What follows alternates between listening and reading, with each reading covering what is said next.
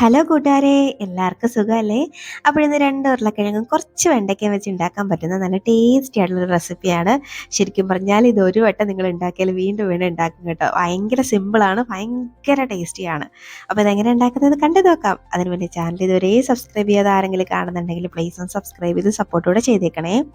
അപ്പോൾ ഇത് ഉണ്ടാക്കാൻ വേണ്ടിയിട്ട് ഫസ്റ്റ് നമുക്ക് ഈ ഉരുളക്കിഴങ്ങൊക്കെ ഒന്ന് വേവിച്ചെടുക്കണം. അതിന് വേണ്ടിയിട്ട് ആദ്യം ഞാൻ ഈ 2 ഉരുളക്കിഴങ്ങ് നന്നായിട്ടൊന്ന് ക്ലീനാക്കി ഒരു കുക്കറിലോട്ട് ഇട്ട് കൊടുക്കുന്നുണ്ട്. ഇനി അത് മുങ്ങാൻ പാകത്തിന് വെള്ളം കൂടെ ചേർത്ത് കൊടുക്കാം. ഇനി നമുക്ക് ഈ കുക്കർ ഒന്ന് മൂടി വെച്ച് ഒരു 4 വിസിൽ കേൾക്കുന്നവരെയും ഒന്നങ്ങ് വേവിച്ചെടുക്കണം. നന്നായിട്ട് ഉരുളക്കിഴങ്ങൊക്കെ ഒന്ന് വെന്ത് കിട്ടണം കേട്ടോ. അപ്പോൾ ഇതൊന്ന് അടച്ച് വെക്കുന്നുണ്ട്. ഇനി അത് അവിടെ നിന്നൊന്ന് വേവട്ടെ. ഇനി ആ സമയം കൊണ്ട് നമുക്ക് കുറച്ച് ഐറ്റംസ് ഒക്കെ ഒന്ന് ഫ്രൈ ആക്കി എടുക്കണം. അതിനൊരു പാനിലേക്ക് കുറച്ച് വെളിച്ചെണ്ണ ചേർത്ത് കൊടുത്തിട്ടുണ്ട്. ഇനി അതിലേക്കൊരു 10-12ഓളം വെളുത്തുള്ളി അല്ലിയാണ് ചേർക്കുന്നത്. ഈ വെളുത്തുള്ളി അല്ലി കുറച്ച് അധികം എടുത്തു കഴിഞ്ഞാൽ നല്ല ടേസ്റ്റ് ആയിരിക്കും. അതുകൊണ്ട് ഞാനൊരു 10-12 എടുത്തിട്ടുണ്ട്. ഇനി അത് നല്ല പോലെ ഒന്നങ്ങ് വഴറ്റിയെടുത്ത് ആ കളറൊക്കെ ഒന്ന് മാറി ഒരു ഗോൾഡൻ ബ്രൗൺ കളറിലെത്തണം. അതുവരെയും ഒന്നങ്ങ് വഴറ്റി ഒന്ന് ഫ്രൈ ആക്കി എടുക്കണം. അപ്പോൾ ഒന്ന് വഴറ്റി കൊടുക്കാം.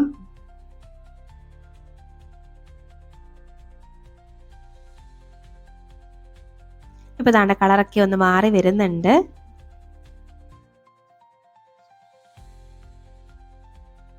ഇപ്പോൾ ദാണ്ട നമ്മുടെ വെളുത്തുള്ളി എല്ലാം നല്ല പോലെ ഒന്ന് ഫ്രൈ ആയിട്ട് കളറൊക്കെ ചേഞ്ച് ആയിട്ട് വന്നിട്ടുണ്ട്.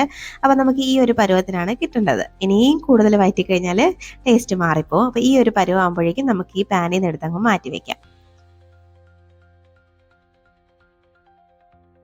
ഇനി ഇതേ പാനിലോട്ട് തന്നെ ഞാൻ ഒരു 4 വറ്റൽമുളക് ചേർക്കുന്നുണ്ട്. എൻ്റെ കയ്യിലുള്ളത് നല്ല എരിവ് കുറഞ്ഞ വറ്റൽമുളകാണ്, കാശ്മീരിയാണ് കേട്ടോ. അപ്പം നിങ്ങളുടെ കയ്യിൽ നല്ല എരിവുള്ളതൊക്കെ ആണെങ്കിൽ ഒരു 3 2 ഒക്കെ ചേർത്താൽ മതി. നിങ്ങളുടെ ആ ഒരു സ്പൈസ് ലെവലിനനുസരിച്ച് ചേർക്കാം.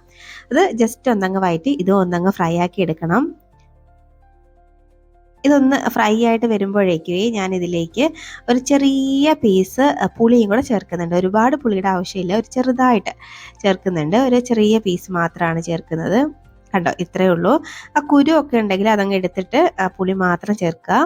ഇനി ഒന്ന് അത് എല്ലാം കൂടെ ചേർത്ത് ഒന്നും കൂടെ അങ്ങ് വഴറ്റി ഒന്നങ്ങ് ഫ്രൈ ആക്കി എടുക്കാം. ഇപ്പോൾ കണ്ടോ, നമ്മുടെ ആ ഒരു മുളകെല്ലാം ഒന്ന് ഫ്രൈ ആയിട്ട് വന്നിട്ടുണ്ട്. അപ്പോൾ ഇതും നമുക്ക് ഈ പാനിൽ നിന്ന് അങ്ങോട്ട് കോരി മാറ്റി വെക്കാം.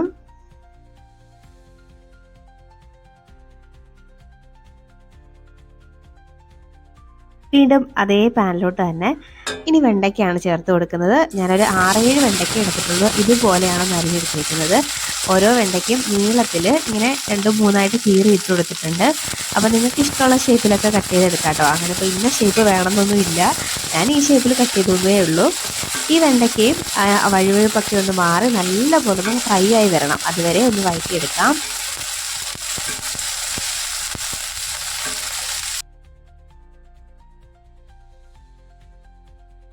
ഇപ്പോൾ ദാണ്ട് വെണ്ടയ്ക്കയൊക്കെ ആ വഴുവഴുപ്പൊക്കെ ഒന്ന് മാറി വന്നിട്ടുണ്ട്. ഈ ഒരു സമയമാകുമ്പോഴേക്കും ഇതിലേക്ക് ഒരു 1/4 ടീസ്പൂണോളം മഞ്ഞൾപ്പൊടി ചേർത്ത് കൊടുക്കാം.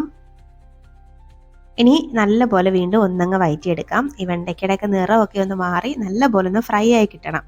ആ ഒരു സ്റ്റേജ് വരെയും നല്ല പോലെ വഴറ്റിയെടുക്കണം. ഇങ്ങനെ കണ്ടിന്യൂസ് ആയിട്ട് വഴറ്റേണ്ട ആവശ്യമൊന്നുമില്ല. ഇടയ്ക്കൊക്കെ കൈയെടുത്ത് ഇടയ്ക്കിടയ്ക്ക് ഒന്ന് ഇളക്കിയിട്ട് കൊടുത്താലും മതിയാവേ. അപ്പോൾ ദാണ്ട് നമ്മുടെ വെണ്ടയ്ക്കൊക്കെ നല്ലപോലെ ഫ്രൈ ആയി വന്നിട്ടുണ്ട്. ഈ സമയം നമ്മൾ നേരത്തെ പുഴുങ്ങാൻ വെച്ചിരുന്ന നമ്മുടെ ആ ഒരു ഉരുളക്കിഴങ്ങ് ഒന്ന് റെഡിയായിട്ട് വന്നിട്ടുണ്ടായിരുന്നു. ഞാൻ എൻ്റെ തൊലിയൊക്കെ കളഞ്ഞ് അത്യാവശ്യം വലിയ കഷ്ണങ്ങളായിട്ടൊന്ന് മുറിച്ചിട്ട് കൊടുത്തിട്ടുണ്ട്. അപ്പോൾ അതും ചേർത്ത് എല്ലാം കൂടെ ചേർത്ത് ഒന്നങ്ങ് വഴറ്റിയെടുക്കാം. ഈ ഉരുളക്കിഴങ്ങ് ചേർത്തിട്ട് പിന്നെ അധികം നേരം ഒന്നും വഴറ്റേണ്ട ആവശ്യമില്ല. ജസ്റ്റ് അതിൻ്റെ ഒന്ന് മസാലയായിട്ട് ഒന്ന് കോട്ടായിട്ട് വരുന്നവരും ജസ്റ്റ് ഒന്ന് ഒരു 1-2 മിനിറ്റ് ഒന്ന് വഴറ്റിയെടുത്താൽ മതി. ഒരുപാട് നേരം ഇട്ട് വഴറ്റേണ്ട ആവശ്യമൊന്നുമില്ല. ഇപ്പോൾ ദാണ്ട ഇതൊന്നും ആയിട്ടുണ്ട്. ഇനി ഇതൊന്ന് തണുത്ത് വരട്ടെ. അപ്പോൾ ഇതെല്ലാം ഒന്ന് തണുത്ത് വരുമ്പോഴേക്കും ഇനി നമുക്ക് ഓരോന്നായിട്ട് ഒരു പാത്രത്തിലോട്ടിട്ടൊന്ന് ചെറുതായിട്ടൊന്ന് കൈവച്ചൊന്ന് പൊടിച്ചെടുക്കണം. അപ്പോൾ അതാണ് ആദ്യം നമുക്ക് വെളുത്തുള്ളി ഒന്ന് ചേർത്ത് കൊടുക്കാം.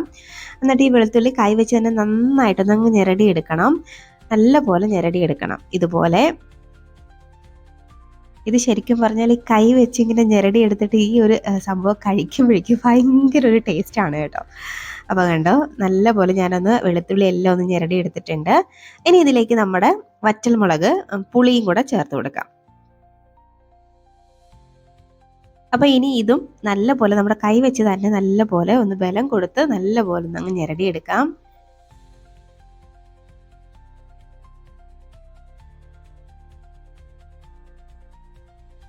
ഇപ്പോൾ ദാണ്ട് ഞാൻ വറ്റൽമുളകും പുളിയും വെളുത്തുള്ളിയും എല്ലാം നല്ലപോലെ ഒന്ന് ഞെരടി എടുത്തിട്ടുണ്ട്. അത്യാവശ്യം നല്ലപോലെ ഒന്ന് പൊടിഞ്ഞ് കിട്ടിയിട്ടുണ്ട്. ഇനി ഇതിലേക്ക് നമ്മൾ നേരത്തെ റെഡിയാക്കി വെച്ചേക്കുന്നത് നമ്മുടെ പൊട്ടറ്റോവും പിന്നെ വെണ്ടയ്ക്കയും കൂടെ ചേർന്ന മിക്സ് ഉണ്ടല്ലോ, അതും കൂടെ അങ്ങോട്ട് ഇട്ട് കൊടുക്കാം. ഇതെല്ലാം ഒന്ന് തണുത്ത് കഴിഞ്ഞതിന് ശേഷം ചേർത്തൊന്ന് ഞെരടി എടുത്താൽ മതി. അല്ലെങ്കിൽ നമ്മുടെ കൈയെല്ലാം പൊള്ളും കേട്ടോ. എന്ന് വെച്ചാൽ കയ്യിലൊക്കെ ചൂട് തട്ടും. തണുത്ത് കഴിഞ്ഞിട്ട് ചെയ്താൽ മതി. അപ്പോൾ ഇനി ഇതിലേക്ക് ആവശ്യത്തിനുള്ള ഉപ്പും കൂടെ ചേർത്ത് കൊടുക്കാം. അപ്പോൾ ഇതുവരെ നമ്മൾ ഇതിലേക്ക് ഒന്നിലും ഉപ്പ് ചേർത്തിട്ടില്ലായിരുന്നു. അപ്പോൾ അതിന് വേണ്ടിയിട്ട് ആവശ്യത്തിനുള്ള ഉപ്പ് ചേർത്തിട്ട് ഇനി എല്ലാം കൂടെ കൈ വെച്ച് തന്നെ നല്ലപോലെ ഒന്ന് ഉടച്ചെടുക്കാം. നന്നായിട്ട് എല്ലാം കൂടെ ഒന്ന് അങ്ങ് മിക്സാക്കി യോജിപ്പിച്ചെടുക്കണേ.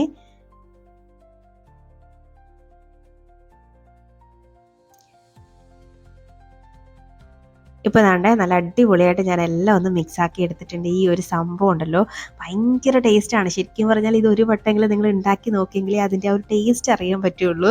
നമുക്കിത് ചോറിൻ്റെ കൂടെയോ ചപ്പാത്തിയുടെ ദോശയുടെ ഒക്കെ കഴിക്കാം കേട്ടോ. ഒരുപാട് ഉപയോഗങ്ങളുണ്ട് ഈ കറി കൊണ്ട്. ഇനി ഇതിങ്ങനെ ഒന്ന് ഉരുട്ടി എടുത്തു കഴിഞ്ഞാൽ നല്ല ടേസ്റ്റി ആയിട്ടുള്ളൊരു സംഭവം ഇവിടെ റെഡി ആയിട്ടുണ്ട് കേട്ടോ. അധികം സമയമൊന്നും ആവശ്യമില്ല, എങ്കിലും നല്ല ടേസ്റ്റാണ്. വേറെ ചോറിൻ്റെ കൂടെയൊക്കെ ആണെങ്കിൽ വേറെ ഒരു കറികളുടെ ആവശ്യമില്ലെന്ന് തന്നെയാണ് എനിക്ക് തോന്നുന്നത്. അപ്പോൾ കണ്ട ഇനി ഒരു ചൂട് ചോറിൻ്റെ കൂടെ ഇതങ്ങോട്ട് വെച്ച് കൊടുത്തിട്ട് നല്ലപോലെ ഒന്നങ്ങോട്ട് കുഴച്ചങ്ങോട്ട് കഴിക്കണം. എൻ്റെ പൊന്നോ ഭയങ്കര ടേസ്റ്റാണ് കേട്ടോ. അപ്പോൾ നിങ്ങൾ എന്തായാലും ഒരു വട്ടമെങ്കിലും ട്രൈ ആക്കി നോക്കിയിട്ട് അഭിപ്രായം പറയാൻ മറക്കരുത്. അതുപോലെ വീഡിയോ ഇഷ്ടമായ ലൈക്ക് ചെയ്യാനും മറക്കരുത്.